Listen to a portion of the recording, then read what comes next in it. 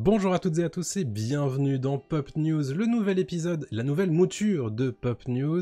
Je suis avec Adrien. Salut Adrien, comment ça va? Salut Thomas, ça va très bien et toi pour ce nouveau Pop News, finalement? C'est la rentrée. Ouais, c'est la rentrée, tout change, rien ne change. Voilà, l'émission a changé de nom, pour ceux qui ne le savent pas. On est passé maintenant en hebdo avec Pop News, on a arrêté Pop Tier, mais on reviendra quand même avec quelques critiques de temps en temps, mais maintenant Pop News c'est notre gros morceau et on a très hâte de commencer.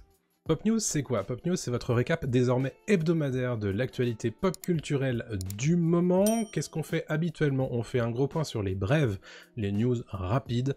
On va faire aujourd'hui une réaction à un trailer qui est sorti cette semaine également. D'habitude, on fait aussi un point box-office, c'est Adrien qui s'en occupe. Il y a souvent un gros sujet. Cette semaine, c'est Dune 2 qui est retardé. On a aussi les sorties de la semaine à venir, en général c'est en salle et en streaming également, et à la fin de l'émission, vous avez nos recos ou anti-recos de ce qu'on a vu, de ce qu'on a joué en ce moment, et de ce qu'on vous conseille ou pas.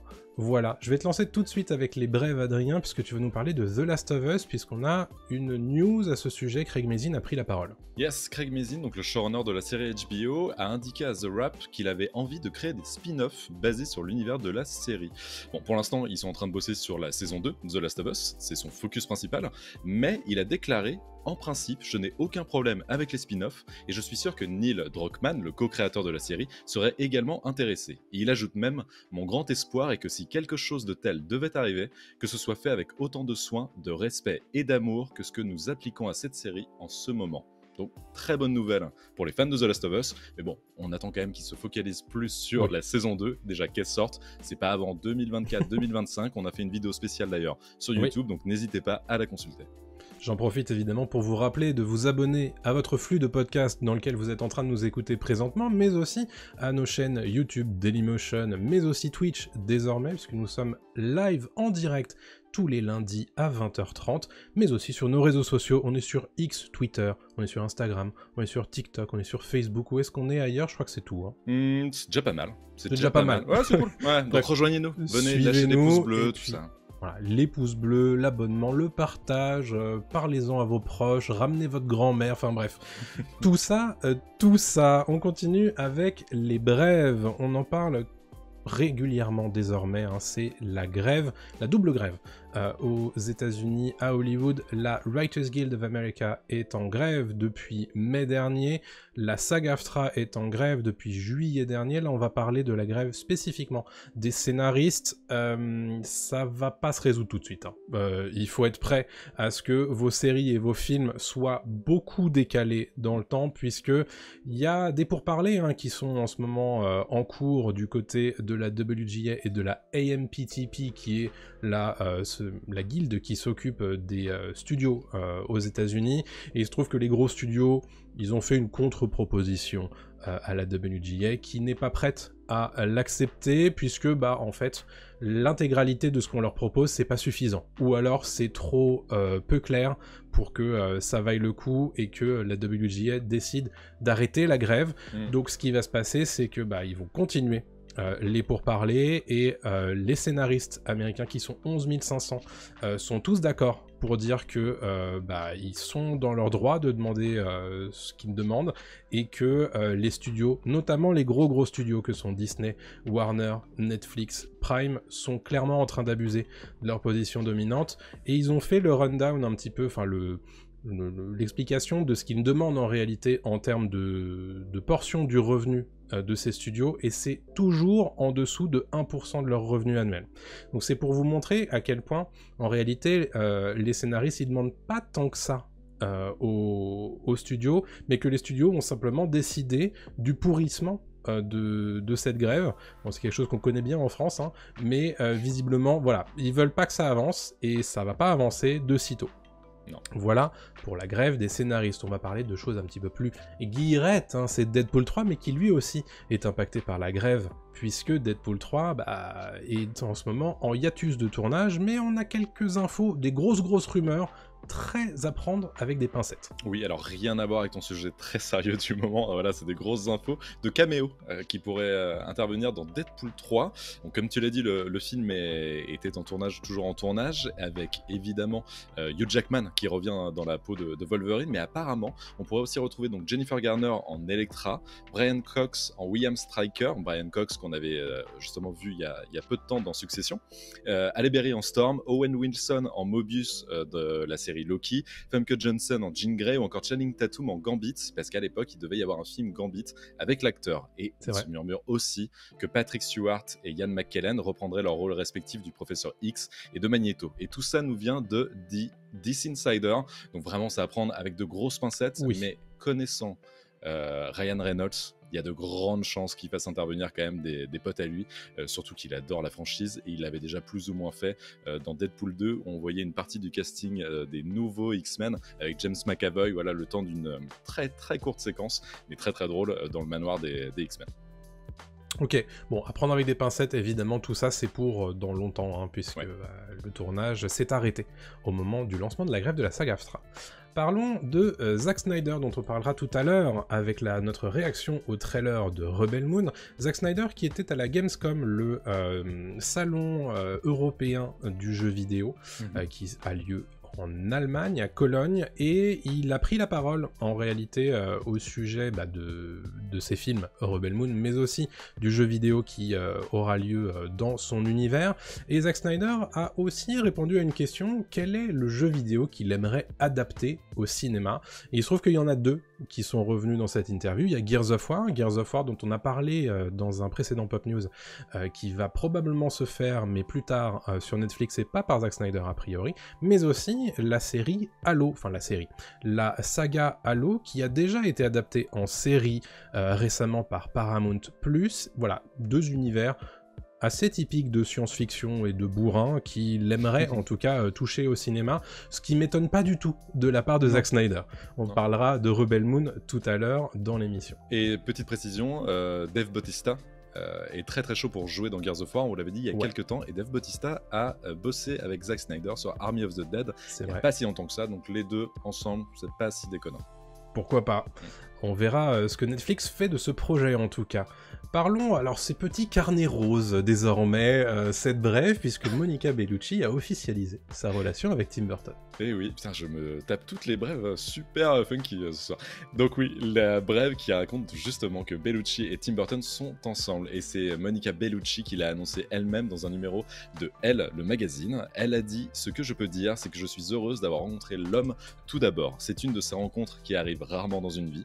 Je connais l'homme, je l'aime et maintenant je vais rencontrer le réalisateur. C'est une autre aventure qui commence. Moi, j'aime Tim. Et donc elle précise qu'elle rencontre le réalisateur maintenant parce que oui, elle joue dans Beetlejuice 2 et elle jouera apparemment la femme de Beetlejuice, incarnée par Michael Keaton. Donc voilà, bon, c'est le côté, évidemment, comme tu l'as dit, carnet rose, un peu people de l'émission, mais c'est quand même intéressant de voir que c'est deux grosses stars ensemble, et puis surtout, ça donne envie de voir Beetlejuice 2 et de voir ce que va faire Tim Burton avec sa nouvelle muse, en fait, finalement, après avoir passé des années avec Helena Bonham Carter, qui l'a fait tourner dans bon nombre de films. Allez, on va enchaîner avec les brèves, toujours. Neil Blomkamp, qui est réalisateur de Gran Turismo, récemment sorti au mois d'août, s'est exprimé au sujet de District 10, qui est la suite attendue de District 9, qu'il avait fait connaître en 2009, donc que j'avais beaucoup aimé d'ailleurs. District 10 qui est en chantier depuis 2021, et il a donné un petit peu une information, c'est qu'en fait le film va pas se faire tout de suite. Il est pas du tout prêt en fait à se lancer. Lui-même dit c'est pas forcément le projet sur lequel je vais me lancer tout de suite. Donc voilà pour District 10. C'est dommage parce que moi j'avais bien aimé District 9. Après, s'il a pas trop d'idées et s'il se sent pas de le faire tout de suite, bon, bah qu'il attende, hein, tout simplement. Une affiche désormais, Adrien, avec l'affiche de The Killer. Ouais, The Killer de David Fincher, le prochain film de David Fincher, donc très très attendu, qui sortira directement sur Netflix le 10 novembre prochain. Donc comme vous le voyez dans le live et sur YouTube, voilà, c'est un portrait de Michael Fassbender avec un bob. On est d'accord, hein, Thomas, c'est bien un bob, voilà. Une petite chemise hawaïenne aussi, qui justement se dévoile un peu plus. On n'a pas de bande-annonce de The Killer, mais on a un pitch qui dit: un assassin implacable commence à développer peu à peu une conscience entre le bien et le mal. Voilà. donc on imagine que ce sera encore bien dark comme David Fincher sait le faire. On a très très hâte de découvrir son prochain film. Exactement, le 10 novembre sur Netflix. La suite avec du jeu vidéo. Vous savez que Starfield, le prochain jeu de Bethesda Game Studio, arrive très prochainement, puisqu'il arrive en accès anticipé le 1er septembre, puis le 6 septembre pour tout le monde, et notamment dans le Xbox Game Pass. Et Bethesda a d'autres chats sur le feu, puisque tout simplement Bethesda va aussi travailler sur un jeu Indiana Jones.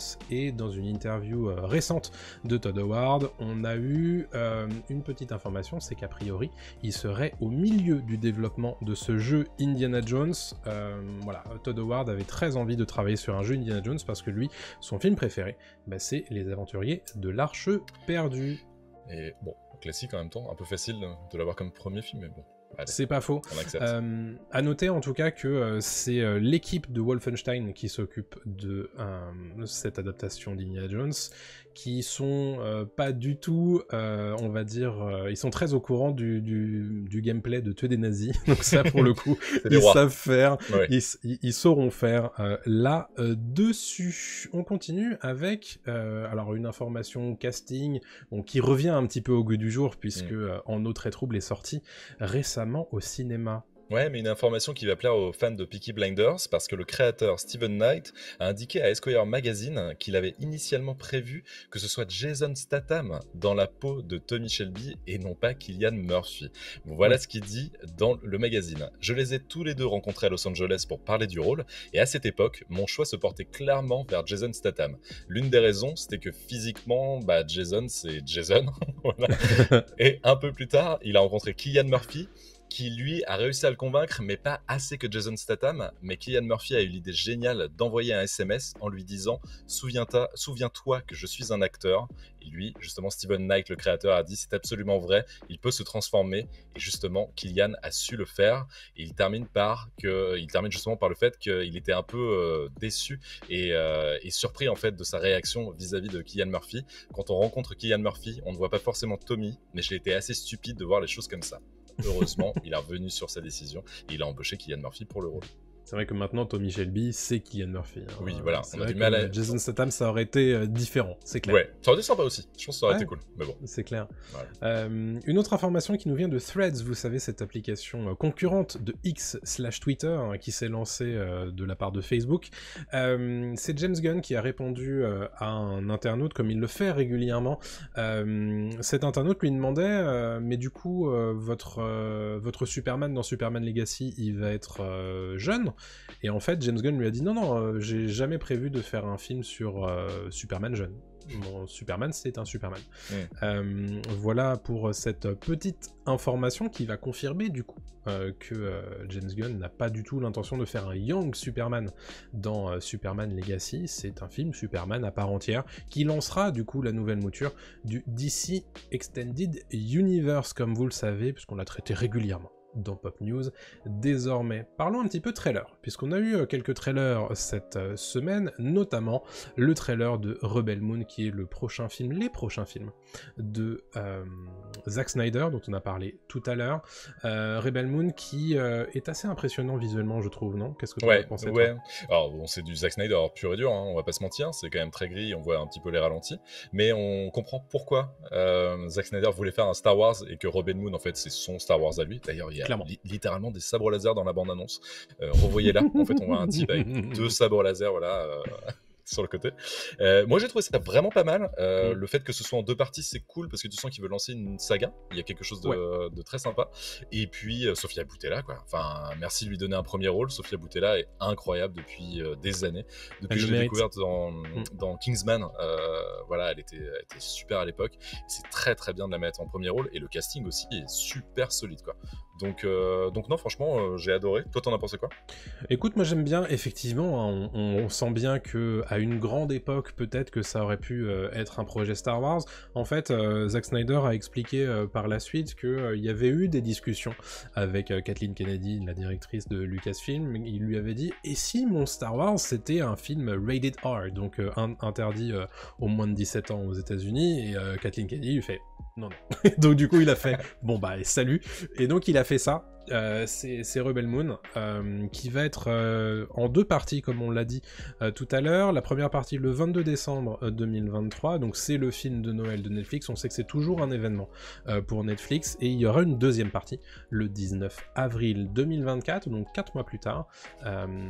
On sait aussi que plus tard les 2 films auront des versions longues, chose assez inédite pour des films Netflix, puisque bah, pour le coup, y a pas vraiment, ça justifie pas vraiment une version longue quand on n'est pas sorti au cinéma. C'est ça. Et pourtant, voilà ce qu'on va faire, mais bon, c'est évidemment histoire de rentabiliser les abonnements des Netflixos, quoi. Et puis de jouer sur le Snyder Cut, hein, qui avait fait grand bruit à l'époque, justement, en disant bah, « dis donc, on voudrait une version longue », il l'avait eu, ça avait fait grand bruit, ça avait marché, et je pense que Netflix a bien senti le filon. Exactement, donc film à gros budget, ça se voit. Moi j'attends aussi, on voit toutes les Snyderies habituelles, hein, évidemment, avec les ralentis dans tous les sens, les tons désaturés, le gris, etc. Ça peut me plaire, honnêtement. Moi ça me rappelle un petit peu 300, qui est un peu un plaisir coupable de mon côté, je vais pas te mentir. Mais c'est vrai qu'après il s'était peut-être un petit peu perdu avec du Sucker Punch, etc. Mais à voir ce qu'il va nous faire avec Rebel Moon. Je suis très curieux de voir, et on va très certainement vous en parler en fin d'année de cette partie 1 dans un épisode spécial. C'est quand même le film de Noël de Netflix, hein. C'était le cas de Don't Look Up à l'époque, et voilà, donc ils misent très très gros sur celui-là, je pense. Ah oui, c'est évident. Donc voilà, n'oubliez pas évidemment de vous abonner. Tout ça, on est ensemble. Parlons du point box-office désormais, Adrien. Yes. C'est ton point habituel, désormais, qui sera hebdomadaire, puisqu'on a pas mal d'infos sur le box-office de l'été 2023, et à commencer notamment par Barbie. Et oui, commençons par le plus gros, Barbie, qui a atteint 1,34 milliard de dollars de recettes dans le monde lors de son 6e week-end d'exploitation. C'est énorme, donc il va dépasser Super Mario Bros dans les jours à venir, Mario Bros qui avait fait 1,35 milliard, et donc Barbie va devenir ainsi le plus gros succès de 2023. Il pourrait, d'après les premières estimations, finir proche des 1,45 milliard de dollars de recettes. C'est vraiment incroyable, et à l'époque on se demandait qui pouvait battre Mario. C'est bon, Barbie va le faire, quoi. Donc ça c'est dans le monde, et en France, la barre des 5 millions d'entrées a été franchie par Barbie lors de son 6e week-end d'exploitation. Donc vraiment là il n'y a rien à dire, c'est juste monstrueux, c'était un mastodonte au cinéma.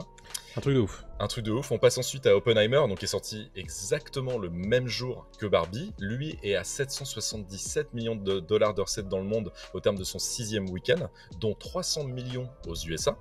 Et il est maintenant assuré de dépasser les 900 millions de dollars et devrait finir sous les 950 millions de dollars. Donc il passera probablement pas le milliard de dollars, mais c'est quand même juste énorme pour Christopher Nolan. C'est son plus gros succès hors trilogie Dark Knight. Bien sûr. Et en France, il a fait 3,700 millions d'entrées. 3 700 000 entrées en 5 semaines.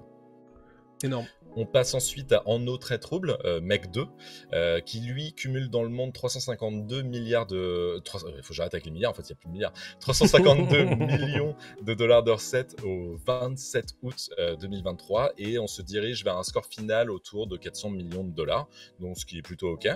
Et notamment aidé par la Chine, hein, on précise. Et en France, il a fait 1 300 000 entrées en 3 semaines, ce qui est plutôt honnête aussi pour une suite, quoi. Blue Beetle, donc qui vient de sortir, cumule 81 millions de dollars de recettes dans le monde au terme de son 2e week-end. Donc lui, sa carrière va s'achever un tout petit peu au-dessus des 150 millions de dollars. C'est une énorme déception pour DC. On sent que là, DC, c'est mort, c'est fini, il n'y a plus rien à sauver. Enfin, là, ils n'y arrivent plus.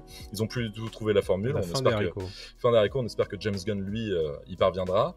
Et en France, il a fait 240 000 entrées en une semaine, ce qui est ok, mais pour un grand film de super-héros, c'est pas fou. Par contre, le film qui cartonne bien, c'est Gran Turismo. Gran Turismo qui lui a fait 54 millions de dollars dans le monde alors qu'il vient tout juste de sortir.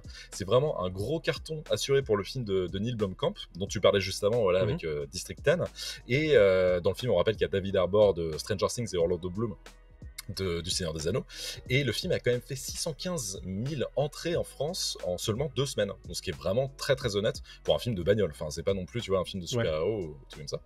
Et je termine par Ninja Turtles Mutant Mayhem, qui lui a fait 135 millions de dollars de recettes dans le monde. C'est vraiment excellent pour le film d'animation Tortue Ninja, qui est produit par Seth Rogen, d'ailleurs qui n'est pas sans rappeler au niveau de la patte graphique Into et Across the Spider-Verse.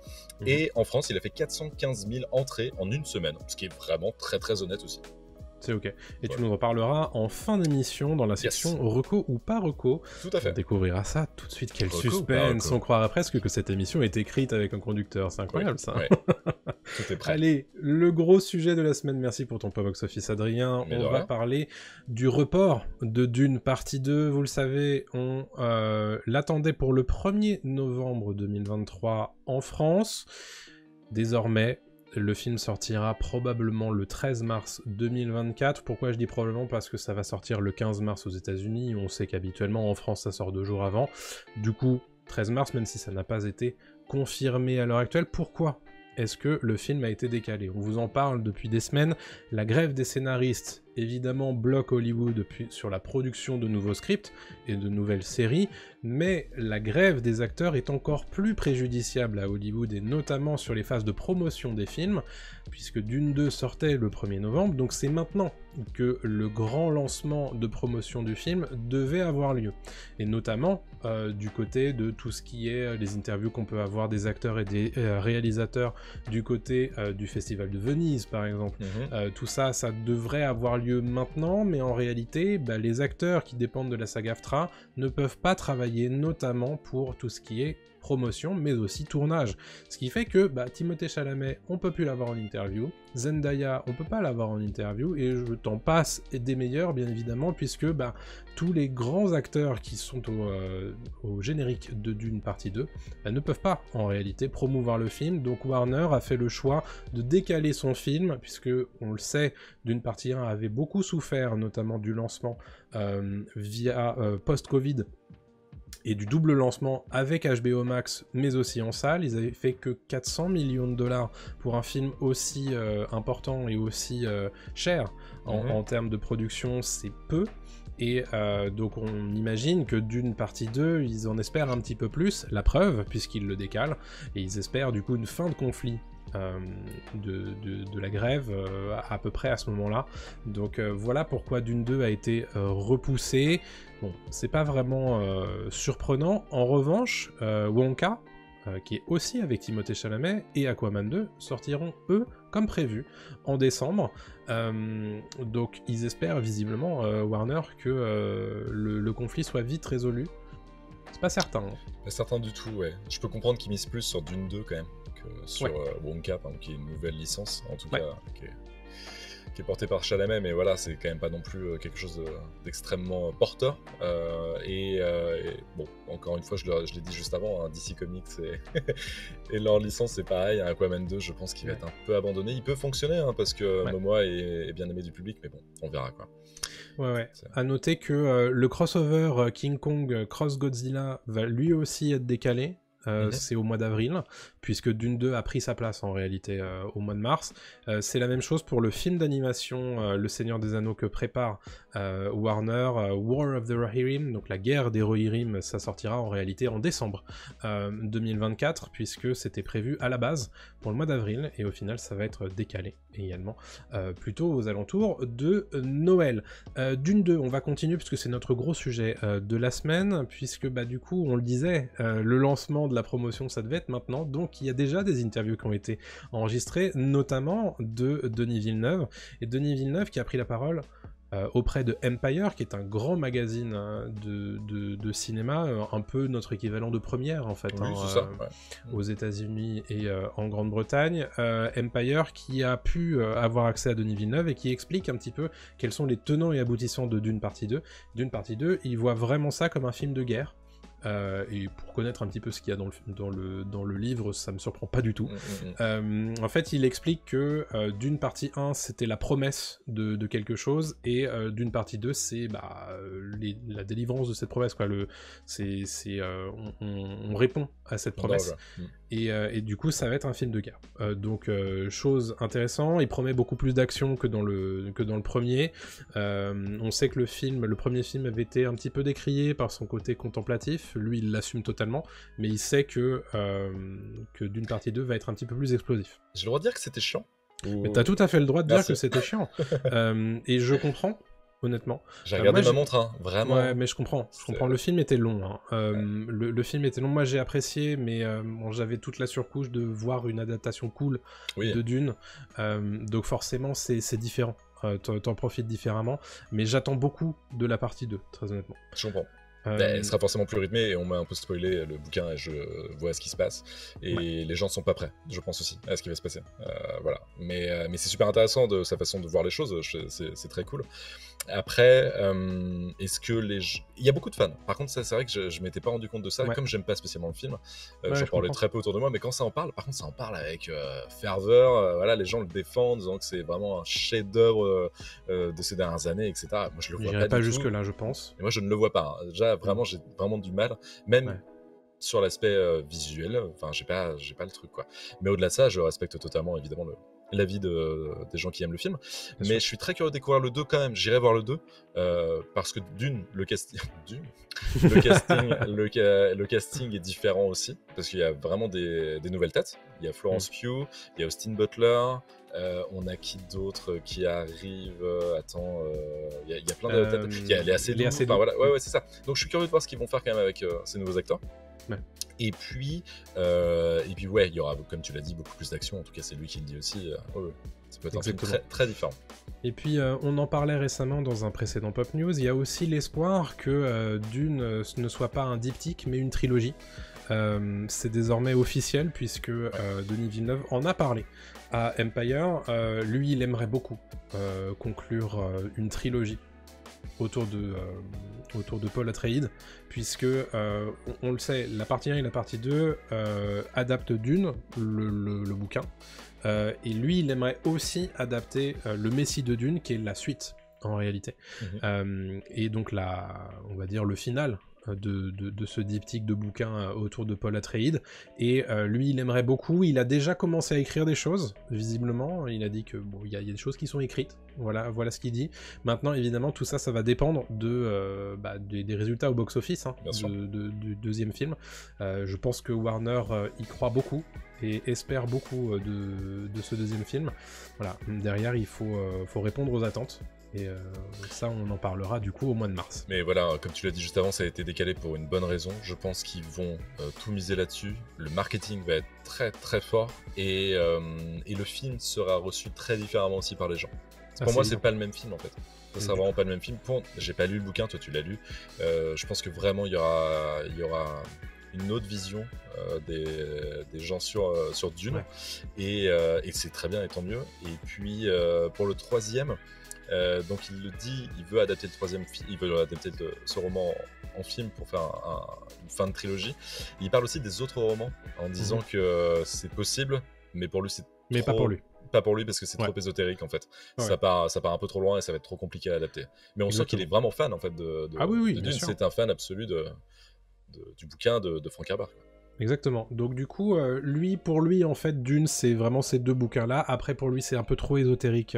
Du coup, il se voit pas spécialement adapter la suite, mais il aimerait vraiment avoir cette trilogie. Et honnêtement, ça aurait vraiment beaucoup de sens, puisque ce deuxième livre, Le Messie de Dune, il a été écrit par Frank Herbert justement parce que les gens trouvaient un peu trop à son goût que Paul Atreides était un héros, et donc justement il a écrit le deuxième bouquin, et je pense que le troisième film serait très intéressant à adapter à ce sujet. Donc voilà, moi honnêtement j'espère que Dune 2 déjà est une réussite filmique, mais aussi, et si c'est le cas, que ce soit une réussite commerciale pour qu'on puisse avoir le Messie de Dune. Et au-delà de ça, il y a aussi une série, on le rappelle, c'est vrai, qui est plus ou moins en préparation. Donc, un peu compliqué d'ailleurs. Un peu compliqué, voilà, si tu veux peut-être en parler un tout petit peu. Dune Sisterhood, c'est comme ça que la série s'appelle, en tout cas son nom de code, qui doit se dérouler une dizaine de milliers d'années avant tout ce qu'on voit dans Dune partie 1. C'est une série qui est prévue pour HBO Max, et on en a parlé récemment dans Pop News, mais je vous renvoie là-dessus, mais visiblement il y a des problèmes en fait de production, tout simplement parce que en réalité il y a une vision qui est pas forcément claire, il y a eu un hiatus déclaré dans le tournage, et donc des acteurs qui sont plus disponibles pour pouvoir tourner, donc qui ont été recast pendant le tournage, pendant ce hiatus, donc c'est un petit peu bizarre. Un gros méli-mélo, a priori, ils savent pas trop quoi faire de cette série. J'espère qu'ils vont finir par s'en sortir, mais ça donne pas spécialement confiance pour le projet. Ouais, bon, on verra bien. Mais en tout cas, moi je suis très curieux de voir le prochain film, même si, je le rappelle, j'ai pas aimé du tout, voire détesté le premier. Je comprends. On va continuer notre émission avec le radar des sorties. Vous savez que désormais, toutes les semaines, je vais vous faire le radar des sorties. Alors peut-être que toutes les semaines, il n'y aura pas grand-chose à dire, hein. Mais cette semaine, je vous ai trouvé quand même pas mal de trucs, notamment en salle. Vous avez Equalizer 3, film d'action avec Denzel Washington qui revient. C'est un film d'Antoine Fuqua. Le chapitre final, nous dit-on. Bon, c'est aussi très certainement un film qui s'est d'ores et déjà fait ringardiser par John Wick, mais c'est pas très grave. On ira peut-être le voir ou peut-être pas, sans doute pas. Mais je vous le dis. Il y a Denzel, c'est cool. C'est Denzel. C'est toujours cool avec Denzel. Ça sort le 30 août au cinéma en France. En streaming, évidemment, vous n'êtes pas sans savoir que Netflix adapte One Piece dans une série live action. Bon, moi j'ai pas d'avis, je vous laisserai regarder. Ça sort le 31 août sur Netflix, une série. Voilà, vous m'en direz des nouvelles ou pas. Les premiers retours sont très bons. Bah écoute, mais moi, on le sait, à chaque fois la presse ricaine, etc., elle est dithyrambique sur toutes les merdes qui sortent. On connaît. Donc bon, faut faire attention. Mais les premiers retours sont très bons, et c'était pas le cas de Cowboy Bebop à l'époque, qui était une adaptation d'un animé. Donc à voir. Et là, One Piece, il touche au Graal, hein, quand même, faut faire attention. Hein, en tout cas, Netflix et les adaptations de manga et d'animé, ça continue, hein, même si la plupart du temps c'est compliqué. Death Note est encore dans mes cauchemars. Mais... On espère que One Piece sera meilleur que tout ça. Ouais. Sur Prime, La Roue du Temps saison 2 arrive le 1er septembre avec le premier épisode de mémoire. Je vous parlerai de la Roue du Temps saison 1 dans notre section reco ou pas reco, d'ailleurs, puisque j'ai regardé, j'ai binge-watché la saison 1 ce week-end, donc je vous en parle tout de suite. C'est toujours avec Rosamund Pike, et c'est de la haute fantasy, un petit peu, on va dire, il y a un petit biscuit en attendant les Anneaux de Pouvoir, si vous voulez. Okay. Ou House of the Dragon. Donc on en parlera tout à l'heure. Dernière saison de Désenchanté, la saison 5 arrive sur Netflix le 1er septembre également. Voilà, c'est toujours de l'animation, c'est toujours du grunning dans l'idée. Par contre, c'est la fin de série. Donc voilà, il n'y en aura plus après, c'est la saison 5. Sur Canal+, vous aurez le droit à Black Panther Wakanda Forever qui sort le 1er septembre sur MyCanal. Du coup, vous pourrez le regarder pendant un petit moment. En général, les disponibilités SVOD de Canal sont de l'ordre de quelques mois. On en avait déjà parlé d'ailleurs dans un Pop Tier il y a presque un an. Donc n'hésitez pas à écouter notre émission. Je crois qu'on avait plutôt bien aimé de mémoire. Oui, c'était très ok. On avait plutôt bien aimé aussi Babylone, qui sera aussi disponible sur Canal+ le 2 septembre prochain, avec casting XXL, avec Margot Robbie, Brad Pitt, etc. Bon, tout ça c'est à partir du 2 septembre. Et on sur avait adoré. On avait beaucoup aimé, ouais. Damien Chazelle qui s'était un petit peu fait oublier du côté des États-Unis sur cette sortie, et nous on avait vraiment bien aimé. On a un podcast qui lui est dédié, n'hésitez pas à aller l'écouter. Enfin, le 3 septembre, c'est The Walking Dead saison 11, partie 3, donc la dernière partie de The Walking Dead saison 11, et donc de The Walking Dead tout court, qui arrive sur Netflix enfin, et juste à l'heure pour la sortie de Daryl Dixon, le spin-off, aux États-Unis, puisqu'à ma connaissance, il n'y a pas de diffuseur français de cette série qui se déroule pourtant en France. Et donc, nous n'avons pas de diffuseur en France de Daryl Dixon. Je l'ai vraiment tombé, écoutez. Tout va bien. Je ne sais pas quoi vous dire là-dessus, mais écoutez, c'est comme ça. J'ai regardé ça un petit peu en détail, je sais pas, peut-être que Prime Video va récupérer le truc, ou Canal, mais... Ils se sont pas déclarés encore. Ils se sont pas déclarés, non, je sais. On avait eu le même problème avec The Last of Us, jusqu'à la dernière minute, on savait pas. C'est censé sortir le 10 septembre, et à l'heure actuelle... Ouais. Zéro info. Donc si on a des infos qui tombent, je vous en parlerai lundi prochain en live. Mais voilà pour l'instant, pour le radar des sorties de la semaine à venir. Parlons de nos recos, ou pas recos d'ailleurs, hein, puisque cette petite section, c'est histoire de vous dire ce qu'on a regardé, ce qu'on a joué en ce moment, et est-ce qu'on vous le recommande ou pas. Tu vas nous parler notamment de Ninja Turtles and Teenage Years, dont tu nous as parlé tout à l'heure dans ton point box-office. Et oui, le film produit par Seth Rogen, le film d'animation, donc il cartonne, comme je l'ai dit, actuellement au cinéma. Je suis allé le voir et je n'ai pas vraiment aimé. Voilà, donc ce n'est pas une reco, c'est une anti-reco, mais je suis le seul apparemment dans mon entourage à pas vraiment avoir aimé. En fait, tu veux dire que t'es un peu un grincheux là? Ouais, je suis un grincheux, je suis comme ça moi. Mais non, je sais pas, il y a un truc en fait où je m'attendais à un humour plus fin que ça. C'est un humour très, très teenager, mais en même temps, le titre voilà, le dit. Mais c'est pas... It's not my turtles, tu vois. C'est pas mes tortues des années 90. Et j'étais déçu parce qu'en fait... Alors, je suis allé le voir en français. Déjà, ça aide peut-être pas. Oui. Le doublage est pas foufou, mais bon, ça passe. Mais c'est vraiment très adolescent, quoi. C'est référence pop adolescente H24. C'est on est sur Fortnite, c'est trop d'art d'être une tortue, et regarde, on fait des selfies de ouf, et oh là là. Et là, tu fais wow, c'est long, c'est compliqué un petit peu là. Tu t'es senti boomer un peu ou pas? Ah, je me suis senti, mais boomer x 1000.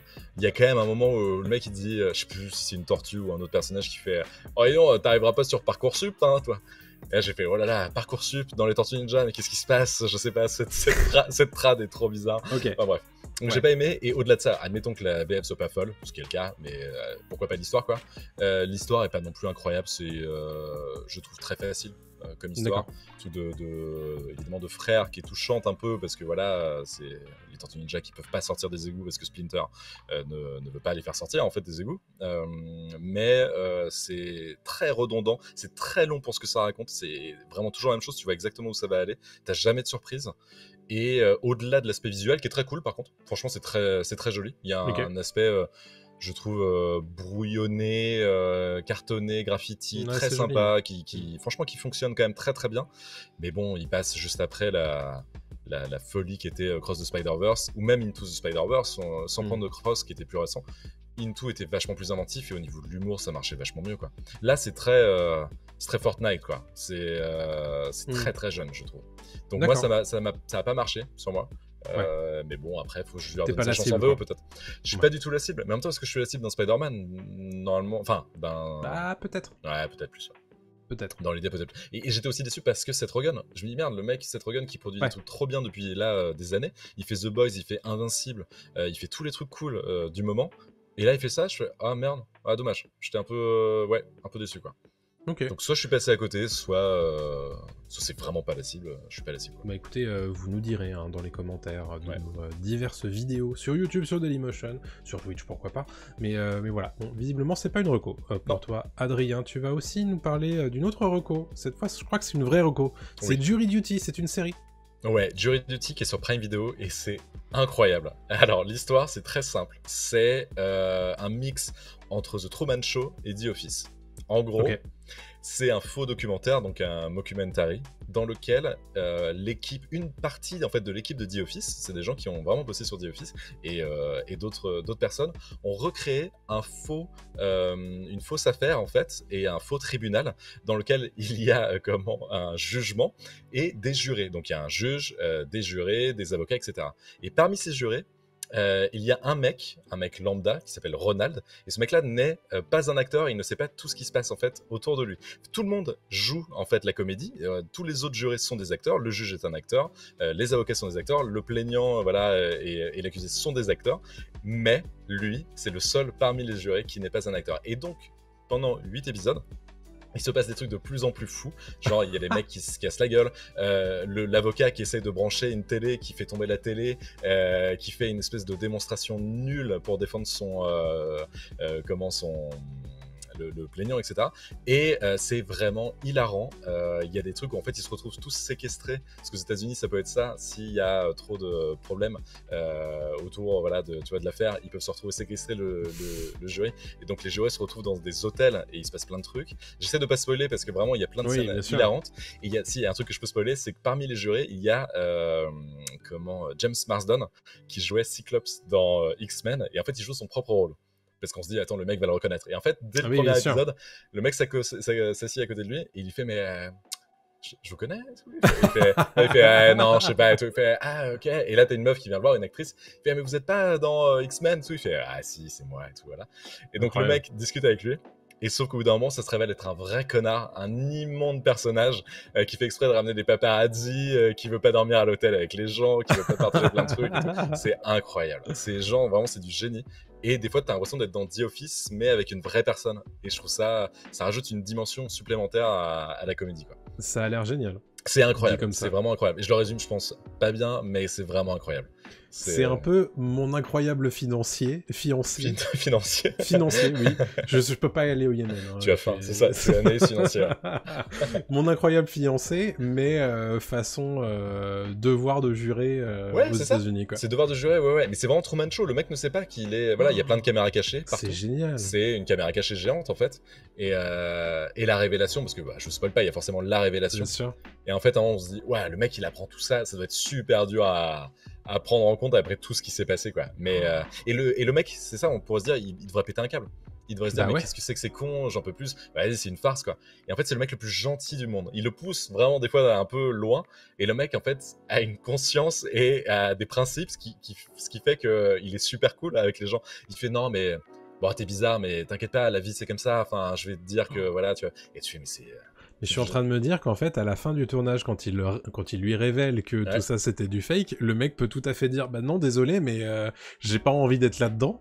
Ouais, et au final, derrière, ils ont pas de série, les gens, quoi. Bien sûr, ouais. Wow. Mais non, mais c'est un risque, c'est vraiment un risque, quoi. Je sais pas comment ils l'ont sélectionné, c'est sûr et certain par contre que c'est un vrai mec, mais enfin que c'est pas un acteur. Oui. Mais ouais, matez-le, foncez, c'est incroyable. C'est ouf. Ok, ça donne trop envie. C'est disponible où? Sur Prime Video. Il y a combien Prime Vidéo qui a 8. Ok. Et Prime Video qui a pas fait de promo dessus, alors c'est un carton aux États-Unis. C'est le truc le plus drôle que j'ai vu ces derniers mois, donc ouais, foncez, quoi. Ok, ça s'appelle Jury Duty. Très bien. Bah écoute, super. Ça donne. Profession jurée en français, c'est nul comme nom. Mais... Ok. Ça marche. Et bah moi aussi, je vais vous parler de ce que j'ai vu récemment. C'est La Roue du Temps saison 1. C'est aussi disponible sur Prime Video. C'est une série fantastique adaptée de la saga de Robert Jordan qui porte le même nom, donc La Roue du Temps. Écoute, c'était pas si mal. C'était pas trop mal même. C'est bien. C'était bien, je sais pas si c'était bien. C'est pas indispensable, très honnêtement. Okay. C'est très très bien produit par contre. C'est vraiment magnifique d'un point de vue écran, d'un point de vue effet visuel, de tout ce que tu vois. C'est très propre. Ça joue pas toujours très très bien, malheureusement. Rosamund Pike, elle est comment ? Comment ? Rosamund Pike, elle est pas mal. Elle porte vraiment la série. J'ai bien aimé. Honnêtement, je me suis laissé prendre au jeu. Ça prend du temps quand même. Hein. Il m'a fallu 3-4 épisodes pour rentrer dedans. Donc du coup, j'attends plutôt bien la saison 2. Pour le pitch vite fait, ça c'est un peu très classique du côté fantasy, mais il y a une prophétie qui dit qu'il y a une personne toutes les 3000 ans qui peut te permettre de tuer le grand seigneur des ténèbres, grosso modo. Mais peut-être que cette personne-là, elle peut aussi l'aider. Et donc du coup, tous les mages essayent un petit peu de graviter autour pour faire en sorte que de le contrôler et faire en sorte qu'il brise pas le monde. Et donc du coup, c'est un peu compliqué. Et là, la grande magicienne qui s'appelle Moiraine, qui est jouée par Rosamund Pike, elle trouve 5 personnes qui sont éligibles. D'accord. Et donc du coup, se passent des choses. Est-ce qu'il y en a certains qui vont rejoindre ou pas le Seigneur des Ténèbres? Est-ce qu'il y en a d'autres qui vont réussir ou pas? C'est parfois c'est un peu philosophique. Ça peut être très violent d'ailleurs. Par moments, au début, je me suis dit ouais, c'est un petit peu le Seigneur des Anneaux, mais gentillet quoi. Okay. Mais en fait, oui non, ça y va fort parfois sur la violence. Donc c'est pas du Game of Thrones, très honnêtement. C'est pas du House of Dragon, ça vaut pas cette qualité d'écriture. Par contre, ça se regarde plutôt bien, honnêtement. Par rapport à The Witcher, genre. Alors, c'est mieux que The Witcher. Ok. Parce que moi je suis pas très fan de The Witcher, notamment la saison 2 et la saison 3, donc je préfère honnêtement cet univers là. Après j'attends de voir, moi j'ai pas lu La Roue du Temps, donc peut-être que les fans détestent parce que c'est mal adapté, mais honnêtement en néophyte pur ça se regarde plutôt bien. C'est 8 épisodes d'à peu près 1 heure. Ça se regarde pas mal, et moi je vais regarder la saison 2 et puis je vous dirai si ça vaut le coup, si ça se développe mieux par la suite ou pas. Ils ont d'ores et déjà annoncé une saison 3, hein. Donc Prime Video ils y croient pas mal à ce truc là, donc honnêtement assez intéressant. C'est pas mal, je vous dis pas que c'est une reco foncée, mais si vous êtes friand ce genre ce genre en fait de fantasy, pourquoi pas se laisser aller à tester. Ok, ça marche. Non, bah pourquoi pas. J'avoue que là, je pense que je vais me le mettre de côté, mais pas pour tout de suite. Mais ouais, bien. Je comprends tout à fait. J'avoue que j'irais juste pour Rosamund Pike. Ouais, Rosamund Pike qui est vraiment pas mal pour le coup, et qui est vraiment la figure centrale de la série pour l'instant. Donc vraiment, c'est vrai que Rosamund Pike, on la voit plus trop récemment, donc pourquoi pas. Donc voilà, c'est la fin de Pop News pour cette semaine. On se donne rendez-vous évidemment la semaine prochaine désormais, puisque nous sommes passés en hebdomadaire. Vous le savez désormais, tous les lundis à 20h30 nous sommes sur Twitch, twitch.tv/p0pnews. Nous sommes aussi en différé sur toutes vos plateformes de podcast habituelles. N'oubliez pas les étoiles, les abonnements, les partages à vos proches, vos amis qui ont envie de suivre un petit peu l'actualité pop culturelle, et bien voilà, sûr. Pop News est là. On est là pour vous, les gars. Et évidemment, nous sommes aussi disponibles sur YouTube, sur Dailymotion. Tout ça aussi, on va vous le rappeler, mais on produit parfois des vidéos qui sont exclusives à YouTube et Dailymotion. On en a une qui est sortie hier, donc dimanche, pour les gens qui sont en différé, sur The Last of Us, où Adrien nous a fait le point sur la saison 2 de The Last of Us, tout ce qu'on connaît. Donc n'hésitez pas à bien vous abonner sur ces deux chaînes-là, puisque c'est des choses que vous entendrez pas dans vos flux de podcast. Est-ce que j'ai tout dit? N'oubliez pas X, n'oubliez pas Instagram, Facebook et TikTok. Tout ça évidemment c'est pour les formats verticaux, les extraits. Exactement, parce qu'on fait des shorts aussi, et ils sont diffusés tous les jours sur TikTok, il y en a beaucoup sur Instagram et sur X de temps en temps. Voilà. N'hésitez pas à vous abonner. Je pense que tu as tout dit. Super, c'est parfait. Super. On va remercier évidemment, un grand merci à tous les gens qui étaient dans le chat pour notre lancement sur Twitch. Ouais. Merci à tous pour les follow, ça fait super plaisir, et pour vos petits commentaires, et puis si le cœur vous en dit, on discute un petit peu après la fin de l'enregistrement. Allez, à très bientôt tout le monde pour le podcast et pour les vidéos, et puis à la semaine prochaine en réalité. Et oui, à la semaine prochaine, salut à tous. Salut tout le monde.